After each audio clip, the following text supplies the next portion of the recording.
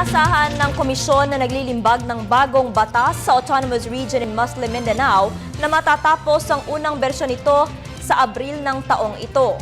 Ayon kay Mohaguer Iqbal, ang tagapangulo ng komisyon at Bangsamoro Transition Commission, isusumite ang bagong batas kay Pangulong Aquino bilang bahagi ng kasunduan ng MILF at ng pamahalaan. Suportado naman ni Cotabato Governor Emilio Mendoza ang kampanyang nagsusulong sa usaping pangkapayapaan sa rehiyon sa kabila ng pahayag ng MNLF na hindi ito makikibahagi sa naturang usapin.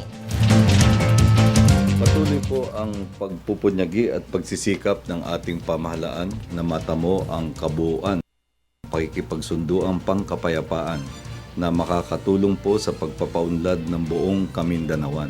Patuloy pong hinihimok ng ating pamahalaan na lumahok sa prosesong ito ang lahat ng Pilipino, anuman ang kanilang apilyasyon. Kaya patuloy rin po yung ating pag-asa na makikita ng ating mga kapatid na hindi pa sumasang-ayon at hindi pa lumalahok ang kabutihan na matatamo natin kapag nagkaroon na ng kabuuang kasunduang pangkapayapaan hinggil sa Mindanao.